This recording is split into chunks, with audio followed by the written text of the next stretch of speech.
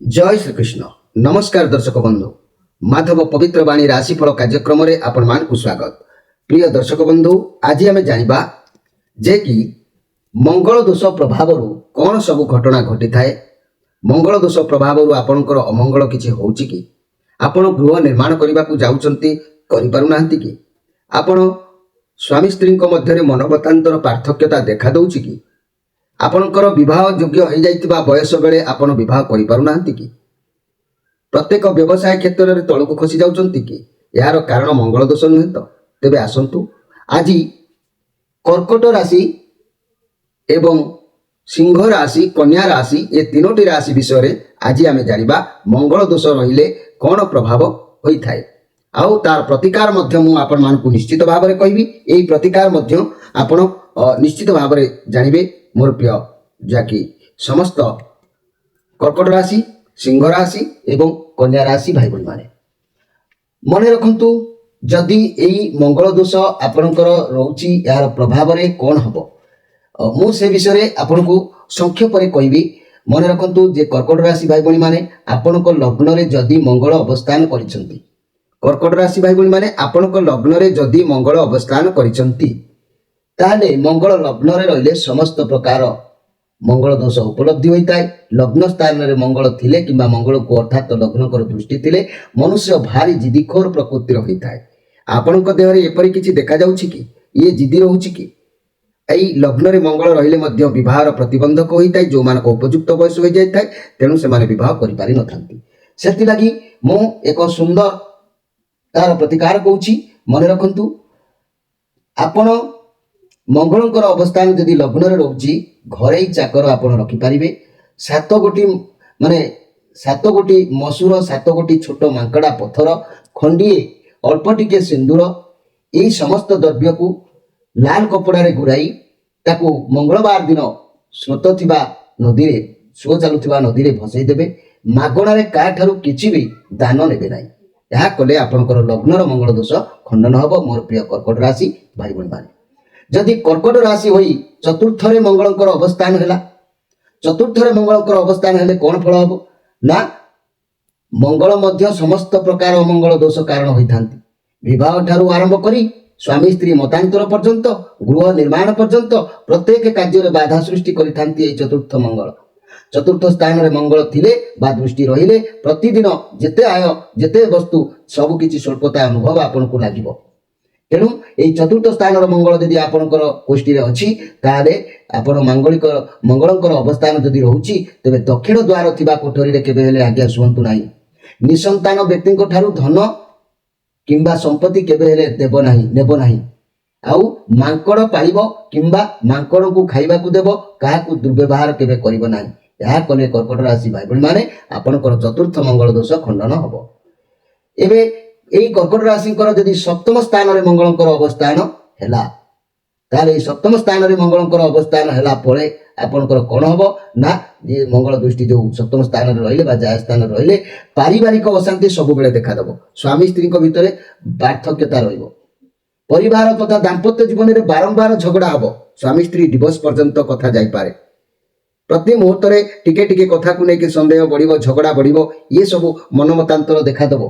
तेणु एभली स्थिति रे आपण कर्कट राशि भाई भाई माने एभली सप्तम स्थान जदि मंगल रहउचंती एभली घटना जदि आपणकर घटुची जे कोनोसी मंगलवार ठारू मासे 13 दिन जाए दैनिक झियो किंबा भौणी को मिठा खाइबा को देबो। घर पाखरे कोनोसी लटा गछ किंबा कंटा गछ रखिबो नाही। घर चाळ रे दोदरा किंबा घुण लगा बाउंस रखिबो नाही। यह कले मंगल सप्तम मंगल दोष खंडन हबो। एई कर्कट राशि होई जदि अष्टम स्थान रे मंगलंकर अवस्थान हेछि ये अष्टम स्थान रे मंगलंकर अवस्थान हेले कोन हबो ना जाकि मनुष्य मन रे बहु परिवार रो चिंता लागिबो। जेते लोक अछंती अधिक चिंता ए व्यक्ति को लागिबो। जीवन रे बहुत दुख भोग करबा को पड़िबो। अनेक कष्ट को सहिबा को सामना करबा को पड़िबो। जेते आय कले मध्य सबु बेले परिस्थिति कष्ट साध्य हबो। तेणु ये अष्टम स्थान रे यदि मंगल आपणकर रहउची ताले विधवा स्त्री मानकू साहाय्य करिवो। तंभा तियारी मुदी दक्षिण हस्तर अनामिका अंगुठी रे पिंधिबो।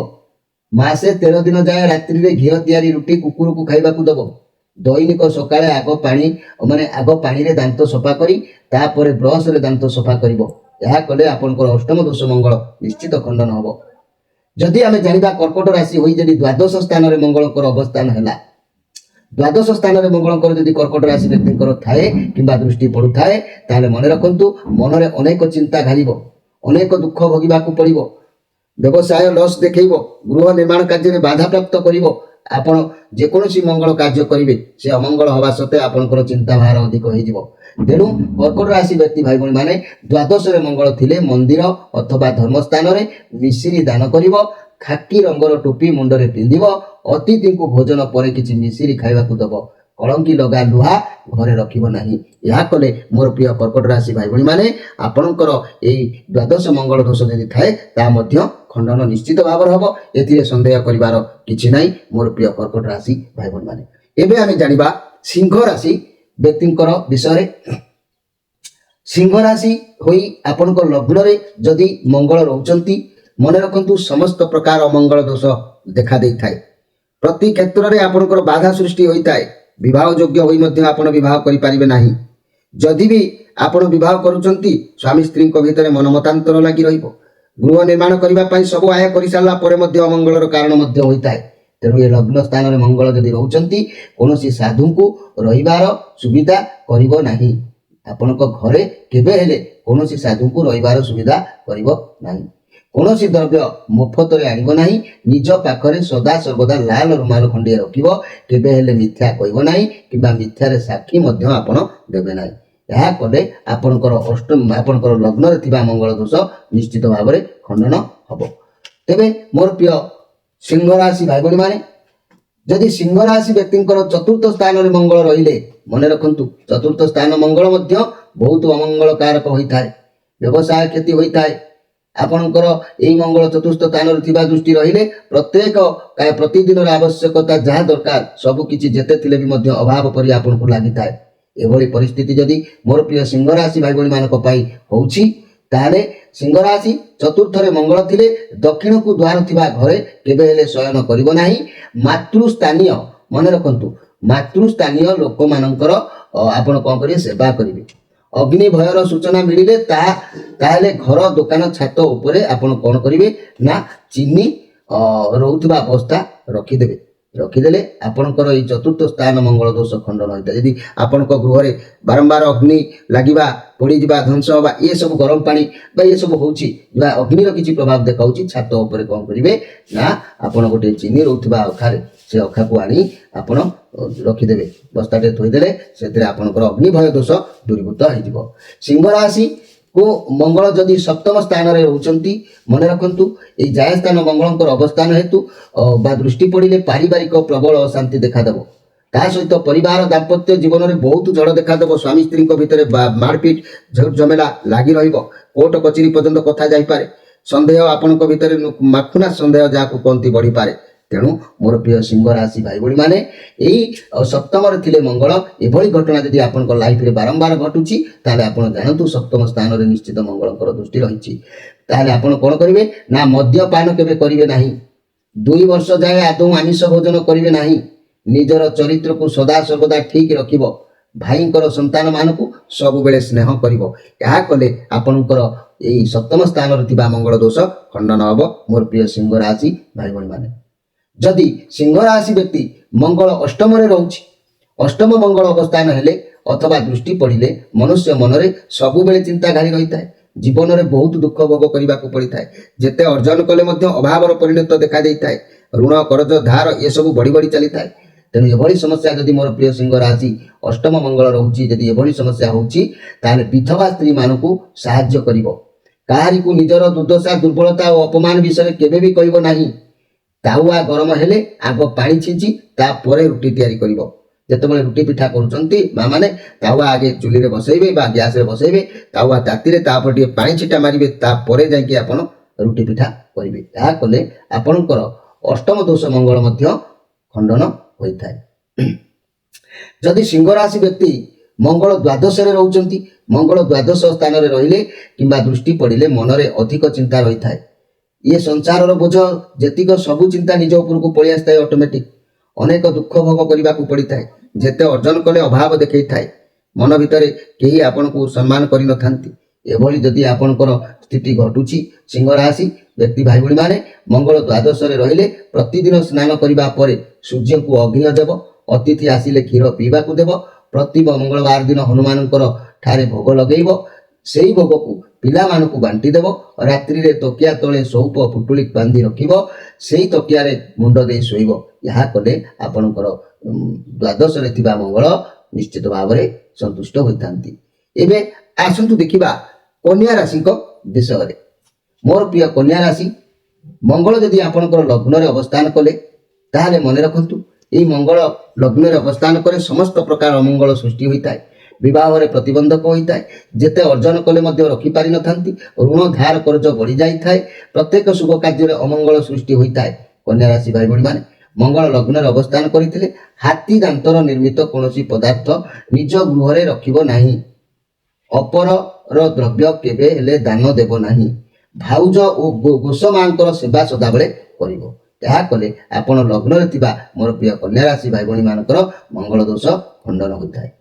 ଯଦି କନ୍ୟା ରାଶିସ୍ଥ ମଙ୍ଗଳ ଚତୁର୍ଥରେ ଥାନ୍ତି, ଏହି ଚତୁର୍ଥ ସ୍ଥାନରେ କନ୍ୟା ରାଶିର ମଙ୍ଗଳ ରହିଲେ ବିଭିନ୍ନ ପ୍ରକାର ମଙ୍ଗଳ ସୃଷ୍ଟି ହୋଇଥାଏ। ମଙ୍ଗଳ ଦୋଷର କାରଣ ଅନେକ ହୋଇଥାଏ। ଚତୁର୍ଥ ସ୍ଥାନର ମଙ୍ଗଳ ଥିଲେ ବା ଦୃଷ୍ଟି ରହିଲେ ପ୍ରତିଦିନ ଯେତେ ରୋଜଗାର କଲେ ମଧ୍ୟ ନିଅଣ୍ଟ ହୋଇଥାଏ, ଯେତେ ଆଣିଲେ ମଧ୍ୟ ସବୁ ଅଳ୍ପ ଅଳ୍ପ ଅନୁଭବ ହୋଇଥାଏ, କିନ୍ତୁ ଆଶା ଆପଣଙ୍କର ନିରାଶାର ଗତି କରିଥାଏ। ସବୁ ଥାଇ ବି କିଛି ନଥିଲା ପରି ଆପଣଙ୍କୁ ଯେପରି ଲାଗିଥାଏ। ମନେ ରଖନ୍ତୁ ମୋର ପ୍ରିୟ କନ୍ୟା ରାଶି ଭାଇ ଭଉଣୀମାନେ, ଚତୁର୍ଥରେ ମଙ୍ଗଳ ଥିଲେ ସନ୍ତାନ ବ୍ୟକ୍ତିଙ୍କ ଠାରୁ ଓ ନିଜ ସନ୍ତାନ ବ୍ୟକ୍ତିଙ୍କ ଠାରୁ ସମ୍ପତ୍ତି କିଣିବ ନାହିଁ। ପ୍ରତି ମଙ୍ଗଳବାର ଦିନ ମହୁ ସିନ୍ଦୁର ମିଶାଇ 11 ଦିନ ଜଳରେ ଭସାଇ ଦେବ। ଦକ୍ଷିଣ ଦ୍ୱାର ଥିବା କୋଠରୀରେ ଶୋଇବ ନାହିଁ। ଚନ୍ଦା ମୁଣ୍ଡିଆ ଲୋକଠାରୁ ଦୂରରେ ସବୁବେଳେ ଆପଣ ରହିବେ। ଏହା କଲେ ଆପଣଙ୍କର ଚତୁର୍ଥ ମଙ୍ଗଳ ଦୋଷ ଖଣ୍ଡନ ହେବ। ମୋର ପ୍ରିୟ କନ୍ୟା ରାଶି ଭାଇ ଭଉଣୀମାନେ, ଏହି କନ୍ୟା ରାଶିସ୍ଥ ମଙ୍ଗଳ ସପ୍ତମରେ ଥିଲେ କ'ଣ ହେବ ନା, ସପ୍ତମ ମଙ୍ଗଳ ବା ଜାୟା ସ୍ଥାନରେ ମଙ୍ଗଳଙ୍କର ଅବସ୍ଥାନ ହେଲେ ବା ଦୃଷ୍ଟି ପଡ଼ିଲେ ସେ ମଣିଷ ମାନେ ଯାହାକି ପାରିବାରିକ ଅଶାନ୍ତି ସବୁବେଳେ ଦେଖା ଦେଇଥାଏ, ଦାମ୍ପତ୍ୟ ଜୀବନରେ ସବୁବେଳେ କଳି ଦେଖା ଦେଇଥାଏ, ସ୍ୱାମୀ ସ୍ତ୍ରୀଙ୍କ ଭିତରେ ମନମତାନ୍ତର ହୋଇଥାଏ, ଡିଭୋର୍ସ ପର୍ଯ୍ୟନ୍ତ କଥା ଯାଇଥାଏ, ମାଲି ମକଦ୍ଦମା ପର୍ଯ୍ୟନ୍ତ ଲାଗି ରହିଥାଏ, ସନ୍ଦେହ ଟିକେ ଟିକେ କଥାରେ ବଢ଼ିଥାଏ, ହସିଲା ସଂସାରରେ ଝଡ଼ ସୃଷ୍ଟି ହୋଇଥାଏ। ତେଣୁ ଭାଇ ଭାଇ ଭିତରେ ମଧ୍ୟ ଯୁଦ୍ଧ ହୋଇଥାଏ, ସମ୍ପତ୍ତି ବାଡ଼ିକୁ ନେଇକି ମଧ୍ୟ ଅନେକ କଳହ ସୃଷ୍ଟି ହୋଇଥାଏ। ତେଣୁ ମୋର ପ୍ରିୟ ଯାହାକି କନ୍ୟା ରାଶି ଭାଇ ଭଉଣୀମାନେ, ଏହି ଜାୟା ସ୍ଥାନରେ ମଙ୍ଗଳଙ୍କର ଯଦି ଅବସ୍ଥାନ ହେଉଛି, ଏଭଳି ସମସ୍ୟା ଆପଣଙ୍କର ଯଦି ଦେଖା ଦେଉଛି, ବାରମ୍ବାର ଯଦି କଳି ଝଗଡ଼ା ଆପଣଙ୍କ ଭିତରେ ଲାଗୁଛି, ତାହେଲେ କନ୍ୟା ରାଶିସ୍ଥ ମଙ୍ଗଳ ସପ୍ତମରେ ରହୁଛି ବୋଲି ଆପଣ ଜାଣନ୍ତୁ। କଞ୍ଚା ଇଟାର ପାଚିରି କରି ତାକୁ ଭାଙ୍ଗି ଦିଅନ୍ତୁ। କଞ୍ଚା ଇଟାରେ ଆଗେ ପାଚିରି କରିଦିଅନ୍ତୁ, ତାପରେ ତାକୁ ପୁଣି ଭାଙ୍ଗି ଦିଅନ୍ତୁ। ଏହିପରି 6 ଥର କରିବେ। 6 ଥର କଲେ ମଙ୍ଗଳ ଦୋଷ ଖଣ୍ଡନ ହୋଇଥାଏ। କିମ୍ବା ଭଉଣୀ ଘରକୁ ଗଲେ ମିଠା ଜିନିଷ ନେଇକି ଯିବ। ଯଦି ନିଜ ସନ୍ତାନ ଯୋଗ ଦେଖାଦିଏ ତାହେଲେ ଆପଣ ମାଟି ମାନେ କଳସରେ ଚିନି ଭରି ଯେକୌଣସି ମଙ୍ଗଳବାର ଦିନ ଶ୍ମଶାନରେ ପୋତି ଦେବ। ଏହା କଲେ ଆପଣଙ୍କର ସପ୍ତମ ମଙ୍ଗଳ ଦୋଷ ଖଣ୍ଡନ ହୋଇଥାଏ। ମୋର ପ୍ରିୟ କନ୍ୟା ରାଶି ଭାଇ ଭଉଣୀମାନେ, ଏହି କନ୍ୟା ରାଶି ଭାଇ ଭଉଣୀମାନେ ଯଦି ଆମେ ଦେଖିବା ଅଷ୍ଟମ ସ୍ଥାନ ମଙ୍ଗଳ କଥା, ମଙ୍ଗଳ ଯଦି ଅଷ୍ଟମରେ ରହିକି କିଛି ଅଶୁଭ ଫଳ ପ୍ରଦାନ କରୁଛନ୍ତି, ତାହେଲେ ମଙ୍ଗଳଙ୍କର ସବୁ ପ୍ରକାର ଅମଙ୍ଗଳ ହୋଇଥାଏ। ବା ମଙ୍ଗଳଙ୍କର ଦୃଷ୍ଟି ପଡ଼ିଲେ ମନୁଷ୍ୟ ମନରେ ବହୁତ ବାଧା ଚିନ୍ତା ଆସିଥାଏ, ଜୀବନରେ ବହୁତ ଦୁଃଖ ଭୋଗ କରିବାକୁ ପଡ଼ିଥାଏ, ଅଯଥାରେ ଧାର କରଜ ବଢ଼ି ଯାଇଥାଏ, ଯେତେ ଅର୍ଜନ କଲେ ମଧ୍ୟ ସେ କେବେ ଲାଘବ ହୋଇନଥାଏ, ସବୁଆଡ଼ୁ ଆସିଲା ପରେ ଗୃହରେ ଶାନ୍ତି କେବେ ମିଳିନଥାଏ। ତେଣୁ ଏଭଳି ପରିସ୍ଥିତି ଯଦି ଆପଣଙ୍କର ହେଉଛି, ତାହେଲେ ଜାଣନ୍ତୁ ଅଷ୍ଟମ ସ୍ଥାନରେ ଆପଣଙ୍କର ମଙ୍ଗଳ ନିଶ୍ଚିତ ଭାବରେ ଅବସ୍ଥାନ କରିଛନ୍ତି। ଏହି ଅଷ୍ଟମ ସ୍ଥାନ ମଙ୍ଗଳ ଅଶୁଭ ରହିଲେ 6 ଗୋଟି ମଙ୍ଗଳବାର ରାବିଡ଼ି ନେଇ ବହି ଯାଉଥିବା ଜଳସ୍ରୋତରେ ଭସେଇ ଦିଅନ୍ତୁ। 8 ଗୋଟି ମଙ୍ଗଳବାର ଜଗଧାନକୁ କ୍ଷୀରରେ ଧୋଇ ସ୍ରୋତ ଥିବା ଜଳରେ ଭସେଇ ଦିଅନ୍ତୁ। ବିଧବା ସ୍ତ୍ରୀ ଲୋକଙ୍କ ଠାରୁ ଆଶୀର୍ବାଦ ନିଅନ୍ତୁ। ଦକ୍ଷିଣ ଦିଗକୁ ଦ୍ୱାର ଥିବା ଗୃହରେ କେବେ ଶୁଅନ୍ତୁ ନାହିଁ। ଏହା କଲେ ଆପଣଙ୍କର ଅଷ୍ଟମ ମଙ୍ଗଳ ଦୋଷ ଖଣ୍ଡନ ହୋଇଥାଏ। ତେଣୁ କନ୍ୟା ରାଶି ଭାଇ ଭଉଣୀମାନେ, ମଙ୍ଗଳ ଯଦି ଅଶୁଭ ରହିଲେ 6 ଗୋଟି ମଙ୍ଗଳବାର, ଆପଣଙ୍କୁ ଗୋଟିଏ କଥା କହୁଛି, ମଙ୍ଗଳ ଯଦି ଦ୍ୱାଦଶ ରହିକି ଅଶୁଭ ଫଳ ଦେଉଛନ୍ତି, ଦ୍ୱାଦଶ ଫଳ ବିଷୟରେ ଆଗେ ଟିକେ ଜାଣି ନିଅନ୍ତୁ। ମଙ୍ଗଳ ଦ୍ୱାଦଶ ସ୍ଥାନରେ ଅବସ୍ଥାନ କଲେ ମଙ୍ଗଳ ଯାହାକି ଅନେକ ଚିନ୍ତା, ଅନେକ ଦୁଃଖ ମୁଣ୍ଡକୁ ମାଡ଼ି ଦେଇଥାଏ, ଅଧିକ ହୋଇଯାଇଥାଏ। ସେ ଦୁଃଖ ଭିତରୁ ଆପଣ କେବେ ବି ବାହାରି ପାରିନଥାନ୍ତି। ଯେତେ ସୁଖ ସୌଭାଗ୍ୟ ଆପଣଙ୍କ ପାଦ ତଳେ ଅଜାଡ଼ି ଦେଲେ ମଧ୍ୟ ପୁଣି ଦୁଃଖରେ ତା ପରିଣତ ହୋଇଯାଇଥାଏ। ତେଣୁ କନ୍ୟା ରାଶିସ୍ଥ ମଙ୍ଗଳ ଅଶୁଭ ରହିଲେ 6 ଗୋଟି ମଙ୍ଗଳବାର ଦ୍ୱାଦଶ ମଙ୍ଗଳ ଯଦି ଆପଣଙ୍କର ଏଭଳି ପରିସ୍ଥିତି ଦେଖାଦେଉଛି, ତାହେଲେ ଆପଣ ଜାଣିବେ ଦ୍ୱାଦଶରେ ମଙ୍ଗଳ ଅବସ୍ଥାନ କରିଛନ୍ତି। ଏହି ଦ୍ୱାଦଶ ମଙ୍ଗଳଙ୍କ ପାଇଁ ଗୋଟେ କଥା ମନେ ରଖନ୍ତୁ, ବଡ଼ ଭାଇଙ୍କ ହସ୍ତରୁ କ୍ଷୀର ଗ୍ଲାସ ନେଇ ପିଇବ, ମାସେ 13 ଦିନ ଯାଏ ଯେକୌଣସି ମଙ୍ଗଳବାର ଠାରୁ ହନୁମାନ ମନ୍ଦିରରେ ଭୋଗ ଲଗାଇ ସେ ଭୋଗକୁ ପିଲାମାନଙ୍କୁ ବାଣ୍ଟିବ। ନିଜର ବଡ଼ ଭାଇକୁ କେବେ ହେଲେ ଲାଲ ବସ୍ତ୍ର ପିନ୍ଧିବାକୁ ଦେବ ନାହିଁ। ଏହା କଲେ ଆପଣଙ୍କର କ'ଣ ହେବ ନା ଦ୍ୱାଦଶ ମଙ୍ଗଳ ଦୋଷ ଖଣ୍ଡନ ହେବ। ମୋର ପ୍ରିୟ ଯାହାକି ମୋର ପ୍ରିୟ କର୍କଟ ରାଶି, କନ୍ୟା ରାଶି ଏବଂ ସିଂହ ରାଶି ଭାଇ ଭଉଣୀମାନେ, ଏହି ମଙ୍ଗଳ ଦୋଷକୁ ଯଦି ଆପଣ ଅନୁଧ୍ୟାନ କରୁଛନ୍ତି, ମଙ୍ଗଳ ଦୋଷ ଯଦି ଆପଣଙ୍କର ଅଛି ବୋଲି ଜାଣୁଛନ୍ତି, ମନେ ରଖନ୍ତୁ ଆପଣଙ୍କର ଅନେକ କିଛି ଅମଙ୍ଗଳ ହେଉଥିବ। ଯାହାକି ଗୃହ କରିବାକୁ ସବୁ ଯୋଗାଯୋଗ କରିଥିବେ, ଗୃହ କରିପାରୁନଥିବେ। ଗୃହ ହେଇଯାଇଥିବ ବାଧ୍ୟବାଧକତା ଭିତରେ, କିନ୍ତୁ ଛାତ ପଡ଼ିପାରୁନଥିବ। ସ୍ୱାମୀ ସ୍ତ୍ରୀ ଭଲ ଥିବେ, ଅଯଥା କଳି ଝଗଡ଼ା ଟିକେ ଟିକେ କଥାରେ ମାନମତାନ୍ତର ଦେଖାଦେବ। ଆପଣ ଯାହାକି ସନ୍ଦେହ ମନ ଭିତରେ ବଢ଼ିବ, ଋଣ କରଜ ବଢ଼ିବ। ତେଣୁ ଏ ମଙ୍ଗଳମାନଙ୍କର ପ୍ରତିକାର ନିମନ୍ତେ ମୁଁ ଆପଣମାନଙ୍କର 3ଟି ରାଶି ବିଷୟରେ କହିଲି। ପୁଣି ଆସନ୍ତାକାଲି ଆଉ 3ଟି ରାଶି ବିଷୟରେ ନିଶ୍ଚିତ କହିବି। ଆପଣମାନେ ଏହି ମଙ୍ଗଳଙ୍କ ବିଷୟରେ ଜାଣି ମଙ୍ଗଳଙ୍କ ପାଇଁ ପ୍ରତିକାର କରନ୍ତୁ। କିଶୋର କିଶୋରୀ ବାହା ହେବା ବୟସ ହୋଇଯାଇଛି ଯଦି ଏ ପ୍ରତିକାର କରି ମଧ୍ୟ ଆପଣ ବିବାହ ଅଟୋମେଟିକ୍ ହେଇଯିବ। ପ୍ରତିବନ୍ଧକ ଆଉ ସାଜିବେ ନାହିଁ ମଙ୍ଗଳ। ତେଣୁ ମୋର ପ୍ରିୟ ଦର୍ଶକ ବନ୍ଧୁ, ନିଶ୍ଚିତ କାର୍ଯ୍ୟକ୍ରମ ଯଦି ଆପଣ ବୁଝିପାରୁଥିବେ, ନିଶ୍ଚିତ ଲାଇକ୍ କରିବେ, ସେୟାର କରିବେ, ସବସ୍କ୍ରାଇବ୍ ମଧ୍ୟ କରିବେ। ଆଉ ଆମର ଏହି ଚ୍ୟାନେଲକୁ ନିଶ୍ଚିତ ଭାବରେ ସବସ୍କ୍ରାଇବ୍ କରି ଆମର କମେଣ୍ଟ ବକ୍ସରେ ଆପଣଙ୍କର ମନର କଥା ଉଲ୍ଲେଖ କରନ୍ତୁ। ପ୍ରତ୍ୟେକ ଶନିବାର ରବିବାର ସନ୍ଧ୍ୟା 6ରୁ ରାତି 9 ଭିତରେ ଆମ ସହିତ ଯୋଗାଯୋଗ କରି ଆପଣଙ୍କର ଅନ୍ୟାନ୍ୟ ସମସ୍ୟା ସମାଧାନ କରିପାରିବେ। ଆଜି ତ ସମୟ ହେଇଯାଇଛି, ଆପଣମାନଙ୍କ ଠାରୁ ବିଦାୟ ନେଇ ରହୁଛି। ନମସ୍କାର।